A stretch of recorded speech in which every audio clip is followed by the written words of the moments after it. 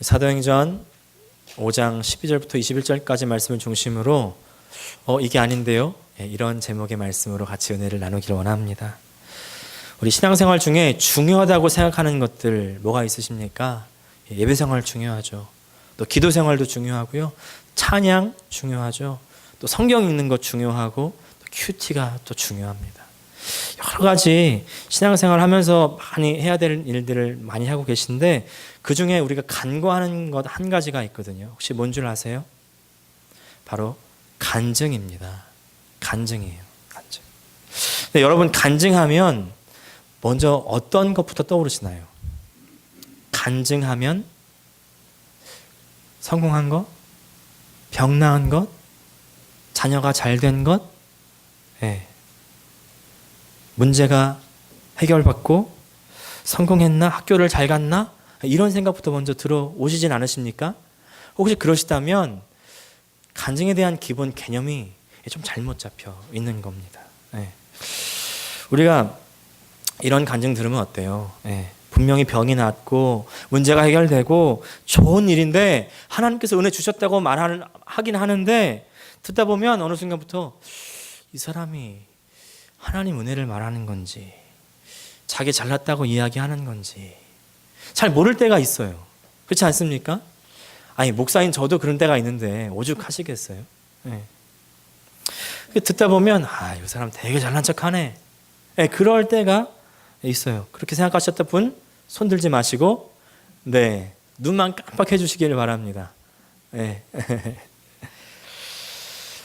근데 그런 간증 뭐예요? 잘 들어보면요, 내가 병이 낫고 끝. 내가 문제 해결받고 끝. 거기서 끝이에요. 그 이유가 없다는 것을 우리가 발견할 수가 있습니다. 우리가 그런 예를 성경에서 발견할 수가 있는데요, 그 인물이 바로 대표적인 인물이 히스기야입니다. 히스기야 잘 아시죠? 하나님께서 정말 그 아버지 아하스와는 다르게 하나님께 정말 잘 섬기고 하나님을 사랑했던 왕, 성경이 말하기를 선한 왕이라고 성경은 평가합니다. 성경에서 선하다고 하는 이야기는 인간성이 선하고 악하고를 이야기하는 것이 아니라 얼마나 하나님을 섬겼고 얼마나 하나님과 함께 했느냐, 하나님을 잘 사랑했느냐를 평가하는 것입니다. 하나님 뜻대로 다스렸다는 뜻인데요, 정말 히스기야는 아버지 아하스와는 다르게 신앙적으로 바로 서 있었던 그런 왕이었죠. 그래서 우상을 다 없애버리고요, 산당을 제하고 그리고 유월절을 다시 지키는 그런 왕이었습니다. 유월절을 잘 지켜요. 그래서 하나님과 함께해서 하나님께서 복을 주셨습니다. 어떤 복을 주셨냐면, 히스기야가 이제 이스라엘을 다스린 이제 4년 만에 아수르라는 강대국으로부터 침공을 받습니다. 근데 그냥 침공도 아니고 무려 18만 5천 명이라는 대군을 이끌고 이스라엘을 쳐들어온 거예요. 발등에 불이 떨어졌죠. 당장 망할 위기에 처한 겁니다. 하나님, 나를 좀 도와주십시오. 기도하기 시작하죠. 그렇게 기도한 지 하루 만에 밤새에 어떤 일이 있었냐면, 하나님의 사자 천사가 탁 내려와가지고 18만 5천 명을 한 번에 몰살시켜버리는 일이 일어나는 거죠. 얼마나 큰 은혜예요. 어떤 사람도 인간적인 힘으로는 도저히 빠져나올 수 없었던 그런 위기의 가운데에서 하나님께서 구해 주셨잖아요. 엄청난 은혜. 그것뿐만이 아닙니다. 히스기야 말년에 중병이 들었습니다. 하나님의 선지자를 불렀습니다. 나 좀 낫게 해주시고 나를 좀 위해서 기도를 좀 해주십시오. 그 당시 선지자 이사야 선지자였어요. 근데 선지자가 이사야가 이렇게 말하는 겁니다. 열왕기하 20장 1절 하반절 보니까 선지자 이사야가 그에게 나와서 그에게 이르되, 여호와의 말씀이 너는 집을 정리하라, 네가 죽고 살지 못하리라 하셨나이다. 아니, 나를 좀 위해서 기도를 해달라고 했더니 기가 와서 하는 말이 집을 정리하라, 넌 죽을 것이다, 이렇게 말씀했다는 거예요. 하나님, 이게 아니잖아요. 그때부터 때를 쓰고 기도하기 시작하는 거죠. 히스기야가 벽을 대고 아주 금식하며 기도하기 시작하는데, 그때 하나님께서 말씀을 다시 주십니다. 내가 너의 기도를 들었고 너의 눈물을 들었으니 이제 너로 하여금 15년을 더 살게 해줄게. 히스기야가 말하죠. 제가 그걸 어떻게 알겠습니까? 해를 10도 더 물러주십시오. 그럼 제가 알겠습니다. 그래서 해가 10도 더 뒤로 갔다는 거 아닙니까? 네. 그렇게 15년을 더 살게 되죠. 어때요? 하나님께서 정해놓으신 그 수명에서 15년을 더 살게 되었다? 좋은 일 같으시죠? 좋은 일일까요? 어떤 일일까요? 네. 오래 산다는 건 좋은 일이죠. 장수의 복이라고 하지 않습니까? 근데 제가 이렇게 질문한 이유를 잘 생각해 보시기를 바랍니다. 마침 그때에 바벨론 왕이 이제 이스라엘 왕 히스기야가 아프다는 소식을 듣고 사자를 보내서 병문안을 합니다. 네. 히스기야는 사신에게 기회는 이때다. 그리고 이제 자신의 병 나음을 간증했던 것 같아요. 내가 이렇게 기도해서 병을 나았고 이렇게 나를 낫게 해주신 분은 하나님이셔. 그러면서 하나님을 모신 성전을 다 보여줍니다. 금으로 만든 모든 기명들을 다 보여주고 자랑하기 시작하는 거예요. 네. 또 성전만 보여준 것이 아닙니다. 그 모든 병기고 창고들을 다 보여주면서 하나님이 나를 이렇게 축복하셨어. 제 생각에는 간증했던 것 같아요. 그런데 그것이 자기 자랑이 되어 버린 겁니다. 간증을 한다고는 했는데 나한테 복 준 걸로 끝나니까 그것이 자기 자랑이 되어버리는 것이죠. 하나님의 역사가 그 모든 군대를 물리치고 자기 수명을 15년 늘린 것으로 끝나버린 겁니다. 그 이유가 없는 거예요. 그 결과 어떻게 됐어요? 결국 그 바벨론이 이스라엘을 침공해 들어오는 겁니다. 선지자 이사야가 예언한 대로 그 이스라엘과 자기 후손이 다 바벨론의 포로가 되어서 끌려가 버리는 것이죠. 사랑하는 여러분, 우리가 하나님께서 우리에게 주신 그 은혜 간증해야 돼요. 나타내고 선포해야 됩니다. 근데 더 중요한 것은 그 이후입니다. 그 이후. 오늘 우리가 읽은 본문에서는요, 사도들에게 닥친 어려움을 하나님께서 해결해 주신 장면을 말씀하고 있죠. 지난주에 아나니아와 삽비라가 이제 하나님을 주인으로 바로 섬기지 못하고 그 결과 죽음으로 심판을 당한 일이 일어나게 됩니다. 그러자 모든 사람들이 크게 두려워하기 시작합니다. 11절 다시 한번 읽어보겠습니다. 시작. 온 교회와 이 일을 듣는 사람들이 다 크게 두려워하니라. 사람들이 잘못 믿어서 죽을까 봐 두려워했겠죠. 이거 잘못 믿어서는 큰일 나는구나. 그런데요, 진정한 신앙은 그것으로부터 시작되는 겁니다. 하나님이 진정한 만유의 주제시구나. 하나님이 나의 생사를 주관할 수 있으시구나. 하나님이 참된 주인이시구나. 하나님을 두려워하기 시작하는 것이, 다른 말로 경외. 하나님을 경외하는 것이 우리 믿음의 근본입니다. 우리 교회도 정말 하나님을 두려워하는 교회가 되기를 원합니다. 그러면요, 그렇게 두려워하기 시작하면 어떤 일이 일어나요? 놀라운 일이 일어나기 시작하는 거예요. 다른 사람들이 할 수 없는, 사람의 힘으로 할 수 없는 그런 일들을 하나님의 역사가, 하나님의 은혜가, 하나님의 회복이 일어나기 시작하는 겁니다. 12절에 우리 아까 읽은 대로 표적과 기사가 그 초대교회에 많이 일어났다 이렇게 말씀합니다. 사람들이 얼마나 은혜를 받았든지 사도들이 지나갈 때 그 그림자에게로 덮이기를 원했다는 것이죠. 혹시 그렇게라도 내가 은혜를 받을 수 있을까 생각했다는 겁니다. 근데 우리가 여기서 바로 알아야 될 게 뭐냐면 이 역사를 일으킨 분이 누구예요? 사도입니까? 하나님이시라는 거죠. 하나님. 사도들이 이런 능력을 행했지만 그러나 사도들에게 그런 능력을 행하게 하신 분, 그 능력의 근원이 바로 하나님. 하나님이 이 능력을 행하셨다는 것입니다. 우리 하나님께 집중해야 돼요. 좋은 일을 주시는 분은 하나님이십니다. 많은 병자들이 낫고 귀신 들린 자도 자유함을 얻습니다. 이렇게 좋은 일들, 좋은 간증들이 많이 일어나고 있는데 이런 좋은 일을 함께 해줘야 될 텐데, 함께 기뻐해야 될 텐데 그렇지 못한 사람들이 있죠. 누굽니까? 지난주에도 살펴봤지만 대제사장들과 사두개인이었습니다. 17절 말씀은 이 사람들 마음속에 시기가 가득했다 이렇게 얘기합니다. 17절 말씀 다시 한번 읽어보겠습니다. 시작. 대제사장과 그와 함께 있는 사람 즉 사두개인의 당파가 다 마음에 시기가 가득하여 일어나서. 이 시기가 어디서부터 온 마음일까요? 네. 우리가 잘 아는 욥이라는 사람 기억나십니까? 성경은 욥이 동방의 의인이었다 이렇게 얘기합니다. 얼마나 하나님을 잘 섬겼든지 혹시 모르는 죄를 지었을까봐 안 지었지만 제사를 드리는 그런 인물이었습니다. 그렇게 하나님과의 관계를 잘 하려고 했던 인물. 그래서 얼마나 하나님이 귀하고 예쁘게 여겼든지 온 세상에 자랑을 하고 다니는 거예요. 이 세상에 내 욥과 같은 자가 있느냐? 아무데도 없다는 것이죠. 욥만한 사람이 아무데도 없다는 겁니다. 그 얘기를 듣고 그 얘기를 세상 사람만 듣는 게 아니라 또 누가 들었어요? 사탄이 들었습니다. 듣고 하나님께 뭐라고 얘기합니까?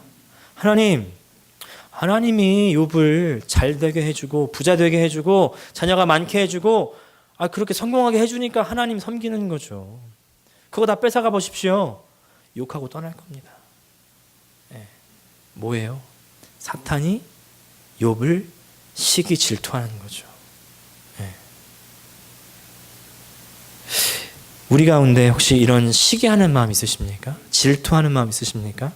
우리 옆에 형제 자매가 이웃이 문제가 해결되고 병이 낫고 막 성공하기 시작하는데 너무 잘 됐다 이렇게 하지는 못할 망정 저거 어디 돈 떼먹은 거 아니야 이거? 세금 저거 탈루한 거 아니야? 요새 세금 보고하는 기간이죠. 또 어디 뭐 비리가 있는 거 아니야? 뭔가가 잘못된 것이 있을 거라고 모함하고 또 너만 잘났냐? 나도 그래 봤어. 다 해봤어. 시기하는 마음 이거 다 어디서부터 온 걸까요? 사탄으로부터 왔다는 겁니다. 사탄으로부터. 이게 사탄의 욥에게 한 짓이죠. 이 짓이 이건 한 일이라고 할 수가 없습니다. 이게 바로 사두개인들이 사도들을 향해서 가졌던 마음이라는 거죠.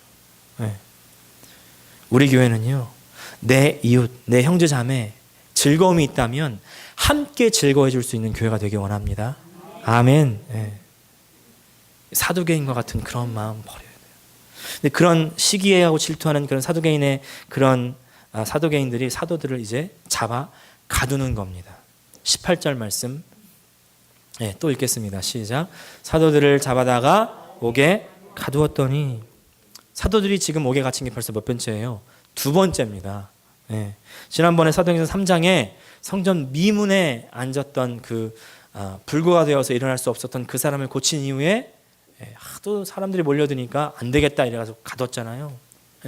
그때 이제 그 다음날 재판에서 죽이려고 그랬거든요. 그런데 백성들을 두려워해서 다시 풀어줍니다.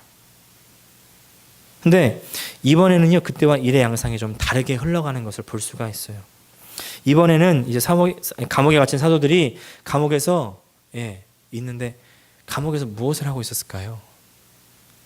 혹시 무엇을 하고 있었을까요? 기도했겠죠.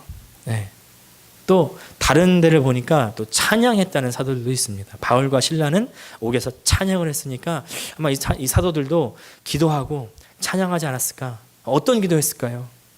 하나님 나 살려주세요 그런 기도했을까요? 하나님 나는 갇혔지만 저 형제 자매들 좀 도와주세요 뭐 그런 기도했을까요? 어떤 기도했는지는 뭐 정확하게 나오지 않았지만 어떤 기도는 했는지는 모르겠지만 그냥 기도하고 있었겠다 우리가 생각이 들잖아요. 근데 이번에는요, 지난번과는 다르게 아직 하루가 다 지나지도 않았는데 밤중에 천사가 오는 겁니다. 주의 사자가 와서 감옥문을 열어주죠. 19절 말씀 같이 읽겠습니다. 시작. 주의 사자가 밤에 옥문을 열고 끌어내어 이르되, 억울하게 갇혔어요. 주의 일을 하다가 억울하게 갇혔어요. 기도했습니다. 기도하자마자 얼마 안 돼서 주의 사자가 딱 와가지고 감옥문을 활짝 열어주는 거예요. 그 당시에 간수가 지키고 있을 거잖아요. 근데 간수가 잠이 들었는지 뭐 눈이 가렸든지 어떤지는 모르겠지만 간수랑 상관없이 문을 열고 끌어냈대요. 그냥 나온 겁니다. 아무런 방해 없이. 젊은이 말로 이것들을 뭐라고 하냐면 2글자로 뭐라고 할까요? 대박. 대박이다 이러지 않았을까요? 야 대박이다. 기도했더니 이런 일이 일어나는구나. 할렐루야. 예, 막 엄청 대박이죠. 엄청 좋았을 것 같아요. 이제 야, 저 같으면 야, 대박. 우리 하나님 역시 살아계셔. 대박이야. 하나님밖에 없어. 역시 우리를 지켜주시지. 예. 뭐 지난번에도 간신히 살아나오긴 했지만 이번에는 아침까지 안 기다리고 그냥 들어주시는구나. 역시. 이번에는 지난번에는 꼼짝없이 죽을 목숨이었는데 이제 좀 몸을 사려야 되겠다. 근데 감옥 밖을 나가자마자 천사가 이야기하죠. 20절 말씀 또 읽겠습니다. 시작. 가서 성전에 서서 이 생명의 말씀을 다 백성에게 말하라 하매. 그때 사도들이 어떤 생각했을까요? 이게 아니잖아요. 이게 아니잖아요. 하나님, 이제 감옥에 갇혔다가 풀어주셨으면, 야, 너 내일 가다 고생했지? 이제 내가 너를 좀 편하게 해줄게. 좀 이렇게 말씀해 주셔야 되는 거 아닙니까? 하나님, 이제 좀 문제 해결을 받고 이제 뭔가 좀 해보려고 하면, 뭔가 그래, 너 고생했지? 내가 로마 병정들 다 없애줄게. 뭐 이래 주셔야 되는 거 아닙니까? 최소한 그러면 다 좋습니다. 로마 없는 대로 내가 보내줄게. 최소한 나를 좀 딴 데로 보내주셔야 되는 거 아닙니까? 저라면 그렇게 했을 것 같아요. 저라면. 네. 이게 아니잖아요. 그래서 오늘 설교 제목이 이게 아니잖아요입니다. 네. 하나님 지금 장난하십니까? 제가 여기 왜 잡혀 들어왔습니까? 제가 밖에서 말씀 전하다가 잡혀온 거 아닙니까? 그러려면 이제 문제 해결을 해주시려면 좀 끝까지 해주셔야지. 이게 하다가 마는 것도 아니고 줬다 뺏는 것도 아니고. 장난하십니까? 네. 하나님 명령 참 이상하지 않으세요? 고난에서 구해주시려면 좀 확실하게 꺼내주시지. 이게 도대체 뭐란 말입니까? 하나님께서 우리 기도를 들어주세요. 네. 그리고 응답해 주시죠. 그런데 우리는 우리가 생각한 대로의 응답을 받지 않습니다. 네. 우리가 바라는 대로 다 들어주시지 않습니다. 하나님의 응답은 우리의 예상을 비껴나가고요. 뛰어넘습니다. 이게 아닌데요? 이런 상황이 생기는 거예요. 이분은 박관태 선교사님입니다. 이분이 직함이 여러 개입니다. 의사기도 하고요. 원장님이기도 하고요. 교수님이기도 합니다. 그런데 자신은 선교사라는 직함으로 불리기를 제일 좋아한다는 거예요. 원래 이분이 장기 이식을 전문한 외과 의사입니다. 이분이 고려대학교 의학과 처음 들어간 신입생 OT 자리에서 이렇게 말했답니다. 자신의 꿈은 의료 선교사가 되는 것이라고 소개를 했답니다. 다른 사람들은 다 이제 웃고 지나갔겠죠. 이상한 사람 하나 들어왔다. 이렇게 대수롭지 않게 여기고 지나갔을 텐데 한 사람만 그 얘기를 마음속에 담았다는 거예요. 한 친구가 이제 자신의 인사말을 주의 깊게 듣고서 그 사람과 금방 친구가 되었고 함께 몽골로 의료 선교를 가기로 의기투합을 했다는 겁니다. 그런데 이제 같이 공부를 하던 어느 중에 레지던트 1년차가 끝날 때쯤에 그 친구가 악성 림프종에 걸려서 먼저 세상을 떠나게 되었대요. 그 친구가 이렇게 유언을 남겼답니다. 같이 못 갈 것 같아. 미안해. 내 몫까지 좀 해줘. 그렇게 친구를 먼저 하늘나라로 보내고서 이제 그 친구의 유언이 불씨가 되어서 그 이후로 30개국이 넘는 나라로 이제 해외 봉사활동을 다니고요. 특별히 몽골에서만 2,000번이 넘는 수술을 집도했다는 겁니다. 네. 그 덕분에 이제 몽골말도 잘하게 되었대요. 그 이후에 이제 한국에 와서 고대 의대 교수로서 재직을 하고 있었는데 몽골 사람들이 이 박 교수님에게 이제 별명을 지어줬답니다. 몽골말로 알튼가르, 또 볼항 의사. 여기 몽골말 하시는 분 아무도 없으시죠? 네. 알튼가르, 황금의 손, 그리고 볼항 의사, 하나님 같은 의사. 이런 그 별명을 지어줬다는 거예요. 그만큼 몽골에서 엄청나게 유명했고 몽골에서 한 해에도 수천 명씩 이 고대 병원으로 이 분에게 수술을 받기 위해서 왔다는 겁니다. 그래서 어느 기사에는요, 이분이 한 해 이분이 벌어들이는 돈만 100억 원. 네, 고대의 엄청난 인재인 거죠. 네. 그 정도로 잘 나가던 그 모든 이 사람이 모든 것을 다 내려놓고 몽골로 떠나기로 작정. 작정을 한 거예요. 엄청난 대단한 거죠. 네. 처음에 이제 생각에 몽골에 내가 그렇게 좋은 인맥, 많은 인맥, 왜냐하면 그 몽골에서 잘 나갔다, 정재계에서 잘 나간다는 모든 사람들이 다 자기에게 수술을 받으러 왔기 때문에 좋은 인맥을 많이 쌓을 수 있었다는 거죠. 그런 인맥 가지고 또 실력 가지고 내가 멋지게 선교하겠다, 그 부푼 꿈을 안고 몽골로 다 온 겁니다. 내가 병원도 세우고 교회도 세우고 전도도 많이 하고 하나님 나라를 위해서 내가 좀 쓰임 받겠다. 근데 간지 한 달 만에 몽골 사람으로부터 고소를 당하기 시작하는 거예요. 네. 뭐예요? 이게 아닌데요. 몽골로 오기 전에 한국에서 신장 이식을 했는데 신장 이식이 잘 안 됐대요. 신장과 몸이 잘 안 맞아서 그 사람은 돈은 돈대로 쓰고 수술이 이제 잘 안 되는 거죠. 신장 이식을 이제 더 이상 받지 못하게 되었다는 겁니다. 그런데 이제 선교사님이 몽골로 바로 끝을 맺지 못하고 와야 되는 상황. 그래서 자신의 그 후임자에게 인수인계를 해주고 왔는데 이 사람은 이제 그게 한이 맺힌 겁니다. 그래서 사실은 이 사람이 이 선교사님에게 소송을 할 아무 이유가 없어요. 누구에게 소송을 해야 돼요? 병원에 소송을 해야죠. 근데 선교사님에게 소송을 한 겁니다. 네. 그 사람이 이제 어떻게 소송을 했냐면 신장 이식한다고 속이고 돈만 받아 챙기고 사기죄로 이제 고소를 한 거죠. 근데 사실 선교사님이 돈 받은 게 아니고 병원이 돈을 받았으니까 억울하죠. 병원이 책임을 져야 되는 일인데 온팡 자기가 다 뒤집어 쓰게 생겼으니까 나중에 변호사와 상담을 해보니까 이제 자기는 자신의 잘못이 아니니까 별스럽지 않게 넘어갔대요. 근데 변호사가 얘기하기를 몽골에서는 소송 당사자들이 해외 출국을 금지당한답니다. 그래서 선교사로서 해외를 많이 다녀야 되는데 어떻게 되겠습니까? 그랬더니 변호사가 빨리 도망가십시오. 그랬다는 거예요. 그래가지고 자신의 아들을 불러놓고 내가 가면 네가 가장이니까 엄마랑 동생들을 잘 보살펴라. 그러고서는 야반 도주를 했다는 겁니다. 네. 아니 선교한다고 거창하게 왔는데 도망치듯 한국으로 돌아가야만 하는 그런 상황. 하나님 이게 아니잖아요. 그렇게 얼마간 있다가 하나님께서 다시 은혜를 주셔가지고 이제 몽골 상황이 잠잠해져가지고 다시 몽골로 돌아와서 그 사람과 합의를 잘 이끌어냈대요. 네. 병원과 그 사람과의 합의를 잘 이끌어내서 돈이 얼마를 이제 돌려주게 되었는데 이 사람이 돈을 돌려받게 되니까 욕심이 생겼나 봐요. 그 이후에 조폭을 데리고 와가지고 이 선교사님을 3시간 동안 감금하고 폭행하는 일이 벌어집니다. 린치를 가한 거죠. 하나님 이게 아니지 않습니까? 더 어이가 없는 것은 또 그 사람이 자신을 고소했다는 겁니다. 그리고 나서 몽골 언론에다가 20군데가 넘는 곳에 신장 이식 때문에 사기를 쳤다 이런 기사를 확 내버린 거죠. 이제 박 선교사님도 맞고소를 했겠죠. 소송이 어떻게 됐을까요? 이겼을까요? 졌을까요? 예, 이겼죠.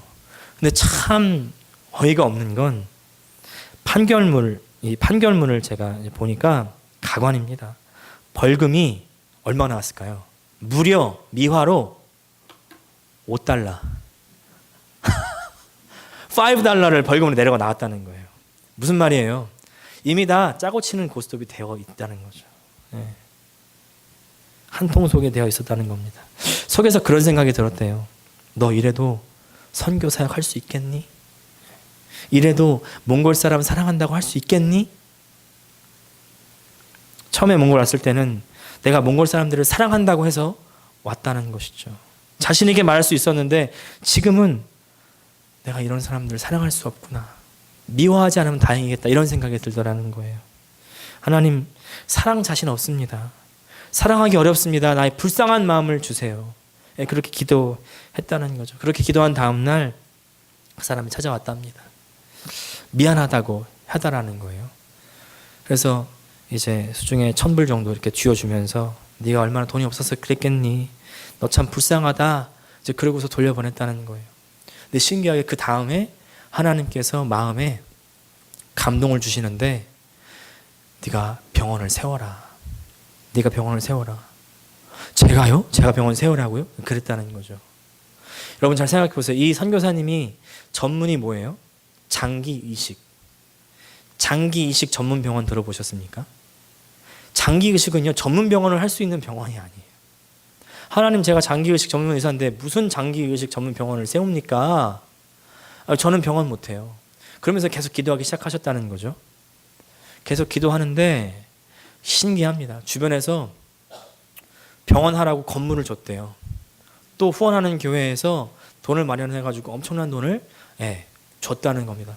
계속해서 병원을 할 수 있는 그런 상황으로 몰고 가시는 거예요.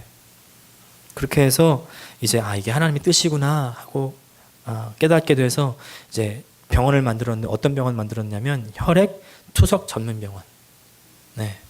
혈액 투석 전문 병원.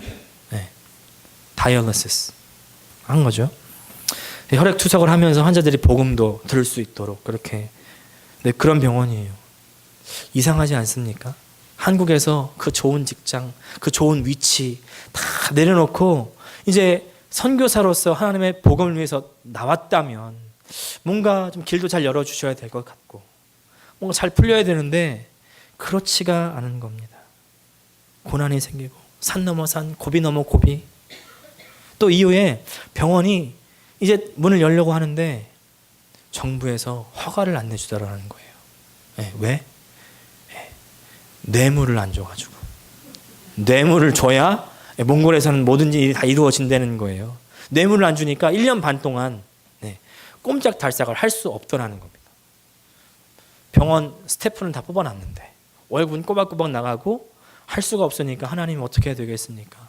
재정난 때문에 이제 어려움을 겪고 있는데, 그 당시에 이제 할 수 있는 게 모발 이식, 수요가 많다는 걸 알았대요. 근데 이제 이식하는 그 전문 의사 중에서는 이런 말이 있답니다. 이제 하다 안 되면 가서 머리 심는다고. 무슨 말이에요? 가장 실력 없는, 보잘것없는 사람이 나중에 모발 이식한다는 거죠. 하나님, 나 그것까지는 못하겠습니다. 하다가 결국에는 두 손 두 발 다 들었다는 거예요. 내려놓고요. 하나님, 하겠습니다. 한 사람씩 머리를 심기 시작하는데 그렇게 풍성하게 잘 나더래요. 그러니까 이거는요, 교회에서 설교하는 것보다 더 크게 사람들이 은혜를 받더래요. 하루하루 달라지니까, 풍성해지니까 막.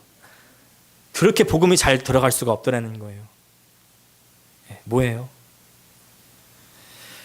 하나님께서 박관태 선교사님에게 고난과 역경을 주셨지만 그걸 다 통과하면서 다 내려놓게 되었더니 복음만 전하기 쉽게 되었다는 겁니다. 이게 이제 모발을 이식하는 그런 장면이에요.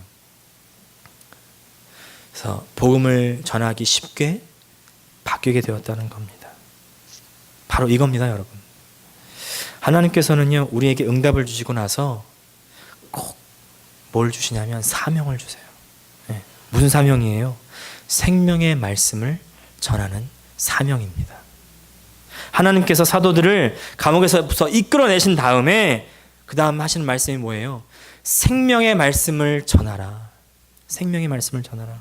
내가 너 잘 살게 해줄게. 내가 너 이제 편하게 살게 해줄게. 이제 내가 너 다른 고난 신경 안 쓰게 해줄게가 아니라 나의 일을 할 수 있도록, 나의 나라를 위해서, 나의 영광을 위해서 살도록 내가 해줄게.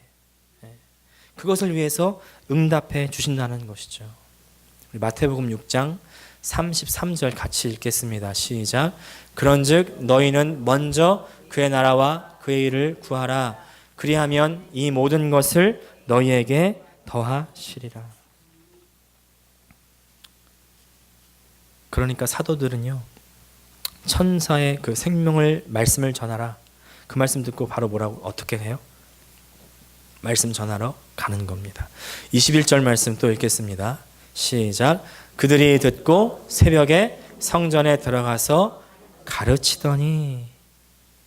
저 같으면 딱 감옥에서 나왔으면 어디부터 갈 것 같아요? 집에부터. 아내 봐야죠. 토끼 같은 딸 봐야죠. 근데 바로 집에 가서 가족 보지 않고 잠깐 쉬지도 않고 바로 가서 성전에 가서 가르치기를 시작하는 겁니다.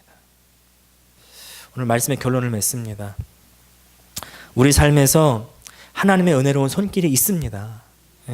사람의 힘으로 되지 않던 그런 문제들이 해결되고요. 병이 낫고 또 성공하게 되는 일들이 있어요. 그런데 거기에서 끝나버리면 그 성공, 그 문제 해결은 내 자랑이 되어버리고 내 교만이 되어버리고 그것은 나를 망하는 길로 인도해버립니다. 문제 해결 그 이유가 중요합니다.